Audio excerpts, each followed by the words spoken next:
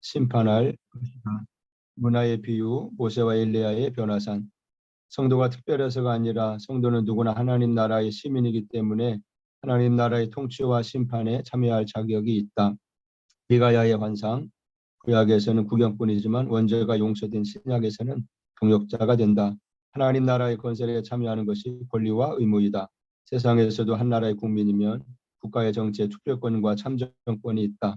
나의 국가와 동북아시아를 위한 기도실래. 예, 그래서 이걸 지금부터 반드시 해야 된다는 거예요. 그러니까 뭐 우리 자신이 뭐 특별해서 아니라 하나님 나라 시민이면 다 할 수 있는 권리가 있는 거죠. 우리나라 백성이면 우리나라 투표를 할 수가 있고 무슨 일에 참정권이 있는 거죠. 뭐 그 대통령실에다가 무슨 민원도 들 수 있는 거, 할 수 있는 거죠. 하나님 나라 백성이나 우리는 그걸 해야 된다는 거죠. 저는 뭐 별건 아니지만 저도 하나님 나라 시민이기 때문에 우리나라 정치나 경제 이런 모든 문제를 놓고 기도하고 있습니다. 특히 이제 소개를 하자면 동북아시아를 위해서 기도 많이 하죠. 이제 중국이나 뭐 러시아나 일본이 우리보다 강대국이니까 뭐 소련이 이제 거벌 안 내도 되는 나라가 돼버렸는데 그런 나라들에 대해서 계속 주시하며 기도하고 뉴스를 보고 합니다. 뭔 기도하냐면 중국 같은 경우는 이제 민폐가 많거든요. 지금 보면은 무슨 전 최근에 저건 이제 정말 벌 받을 시라 생각하는데 이 동남아시아 나라들이 다 먹고 사는 물줄기 메콩강을 그 상류에서 댐을 11개를 막아 완전히 물을 차단해 버렸어요. 그래갖고 메콩강이 그냥 흘러 넘칠 만큼 그렇게 물이 많은데 지금 보면 바닥이 드러날 정도. 대부분이 다 이 모래 사막이 돼버렸고. 저거 하나님한테 큰일 날 짓인데 그런 식으로 하는 짓마다 별로 좋지 않은 짓을 하는 거예요. 우리 서해바다 남중국해도 90%가 자기네 바다니까 오지 말라고. 그건 아니잖아요. 그럼 100번 양보하고 생각해도 그건 아닌 것 같아. 그리고 다른 나라를 도와준다고 하는 게 다 지네 나라에서 다른 나라는 거의 무료로 주거나 차관을 뭐 0.5%나 그냥 거의 무료로 도와주거든요. 근데 그걸 하기 싫으니까 이제 머리를 써가지고 자기 나라 은행에서 돈을 빌려가게 만들어. 5%를 이자를 받는다는 거예요. 말이 되냐. 그리고 자기네 나라 뭐 공사할 때 다 자기네 자재, 자기네 일꾼들 다 데려가서 그 돈 못 받으면은 항구 같은 거 만들고 100년씩 자기들이 갖는다고. 그 지역에 군대도 데려다 놓고 거기서 일했던 사람 노무자들 다 만들어갖고 차이나타운 만들고. 이게 안 되는 거예요. 어떻게 이런 식으로 할 수가 있냐고. 그래서 이제 저거 볼 때는 죄악이 관영해야 벌을 내리거든요. 소돔과 고모라도 보면 관영하다는 게 차고 넘쳐야 되거든요. 그러니까 성경을 잘 읽어보면은 아모리 족속을 이제 이스라엘 백성이 쳐 들어갈 때도 그 때와 기한은 언제 맞추냐면 하나님 말씀하셨어요. 아직은 아모리 족속의 죄악이 차고 넘치지 않았다. 차고 넘치면 그때 하나님 방법을 쓰는데 소돔과 고모라는 유황불을 쏟아부은 거고 아모리 족속들에게는 이스라엘 백성들이 유황불을 대신해서 유황불처럼 치고 들어가는데 하나님 도와준 거거든요.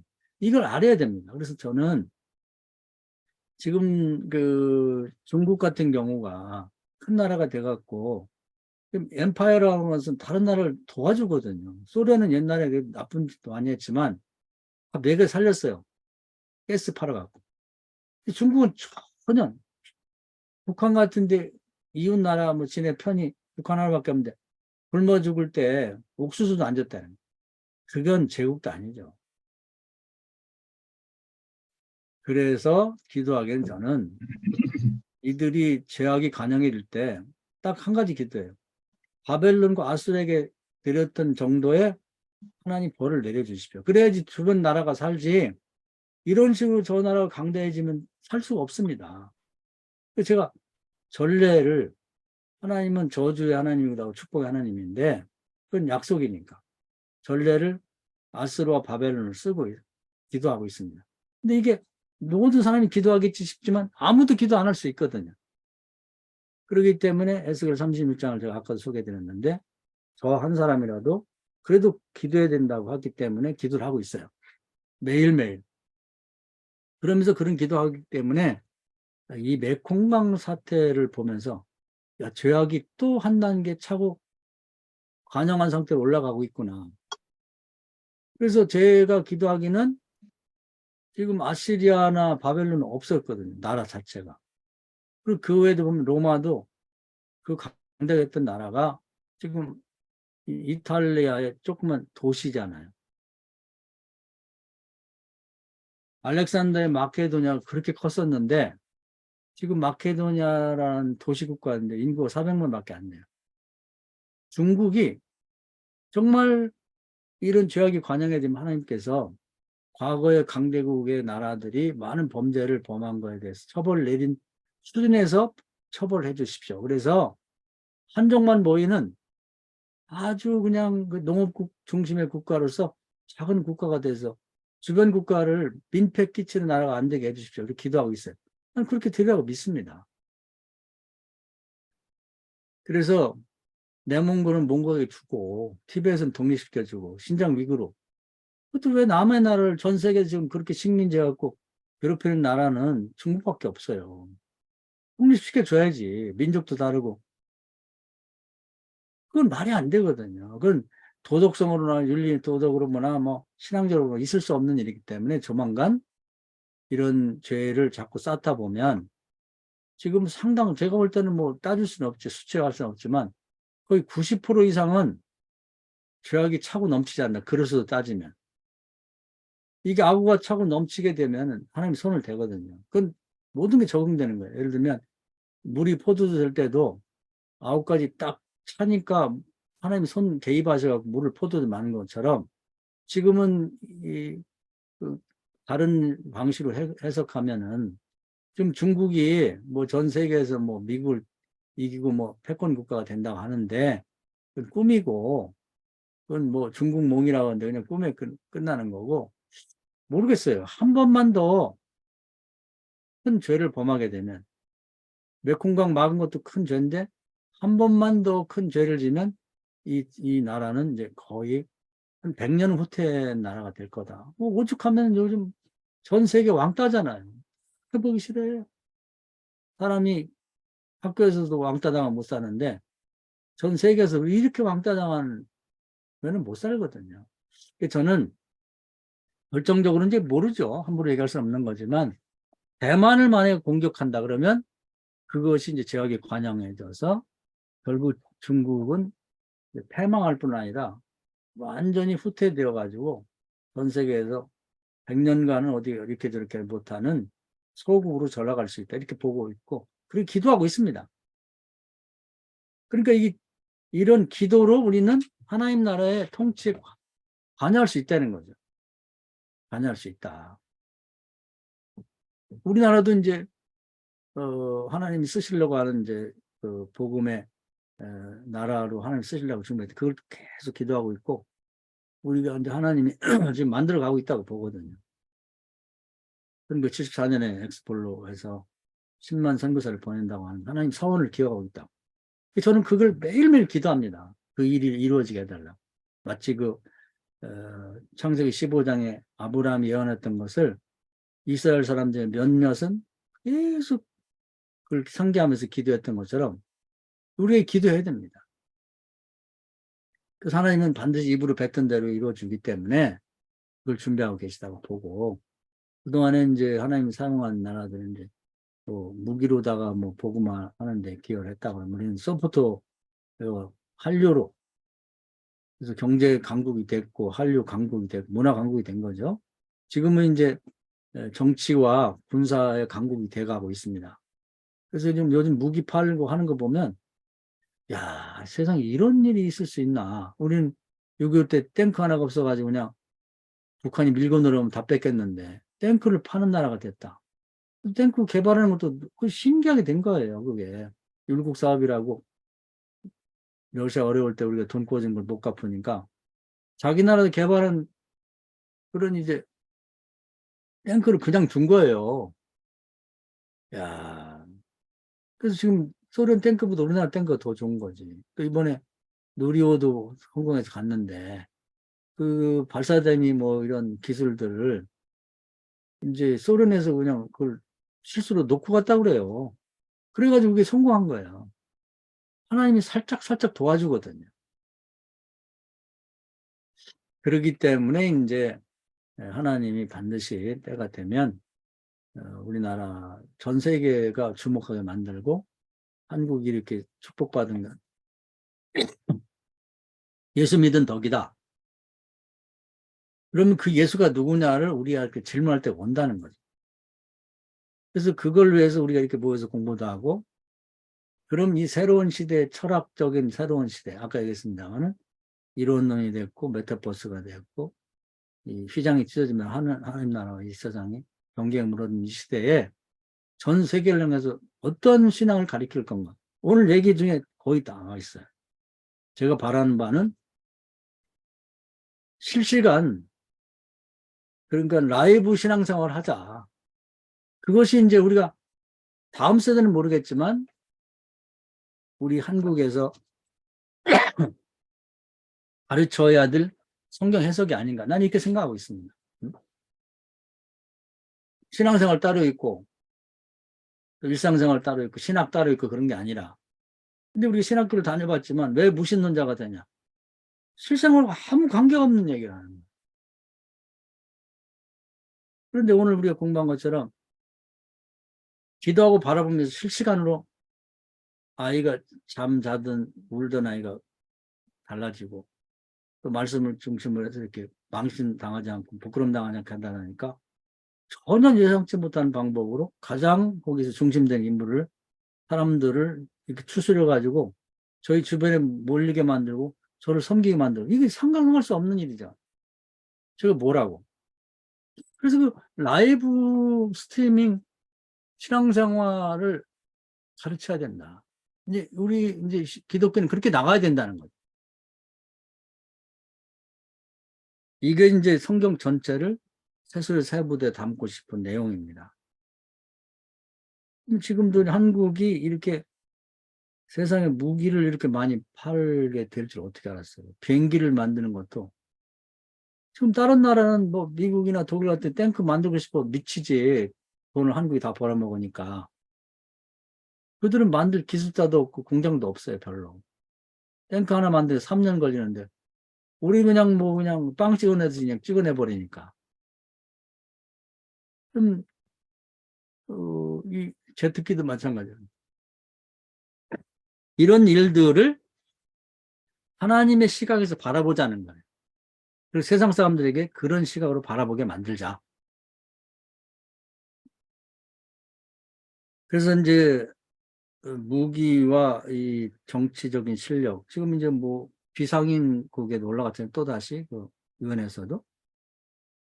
그 다음에는 이제 어떤 하나님 역사가 있는지 모르겠지만 거의 저는 이제 기독교에 관심을 가질 때가 되지 않았나. 그래서 어떻게든지 빨리 우리가 설교집도 만들고 성경도 재해석하고 오늘 신앙적인 작업도 해야 된다. 그런 생각을 갖고 있습니다. 그래서 지금부터 아까 서두에 얘기했습니다만 하나님 나라의 통치와 심판에 같이 동참하자는 거예요. 이건 죄가 아니거든요. 그러니까 무조건 뭐 중국이 못됐어도 나라가 더 크게 해달라 이렇게 해서는 안 되는 거고, 선지자들이 하는 얘기들은 뭐냐면 그렇게 하면 당연히 벌 받는다 이런 얘기거든요. 그러니까 심판도 기도하고, 그리고 이제 뭐 하나님의 통치에도 응원도 하고 참여도 하고 헌금도 하고 그런 일도 하고, 이제 이걸 지금부터 하자. 그리고 이제 이건 큰 개념에서 그런 거고, 짧게 보면 내가 목회하는 지역도 지방자치단체장이 된 것처럼 성령을 임재하게 해서 거듭나게 만들고, 우리 성과를 거두면 이런 사람들이 결국 천년왕국 가서도 그리스도의 통치와 심판의 참여자가 될 거다. 이 세상에서 아무것도 안 하고 죽순 사람이 거기 가서 뭐 할 수가 있어요? 안 되거든. 우리는 목표를 거기다 두자는 겁니다. 멀지 않아요. 우리 주변에 많은 사람들이 세상을 뜨기도 하고 뭐 그랬거든요. 최근에 보니까 우리 부모가 했던 분이 있는데 오랫동안 연락을 못 했는데 머리를 2번 수술했다 그래. 뇌출혈이 와가지고. 그래서 반쪽을 잘 못 쓰고 뭐 활동을 잘 못 한다는. 언제도 될 수가, 저도 그렇게 될 수가 있는 거고. 또 저보다 한 나이가 꽤 적은 59세 된 제 신학교 동기가 있는데 현역이죠. 그 친구도 오랜만에 전화하고 싶어서 했더니 거기도 뇌출혈 와가지고 언어에 적고 반쪽을 못 쓴다. 휠체어 타고 다닌다. 깜짝할 사이 그렇게 되거든요. 우리가 다음 세상 가는 게 금방입니다. 지금부터 우리 죽기 전에 이걸 반드시 공적 생활을 하나님 나라의 통치와 심판에 지금부터 참여를 해야 되는 거예요. 나중에 언제 10년 후에? 10년 후에 우리가 여기 있을지 모르잖아요. 죽었을지. 자, 그 다음에 또 5번. 우리 김만우 목사님 읽으실 수 있나요?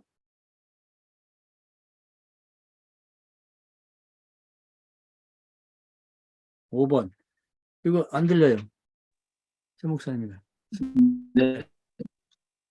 예, 5번 네. 이제는 실제 성령의 자꾸만 임재. 처음엔 그러네요. 5번입니다.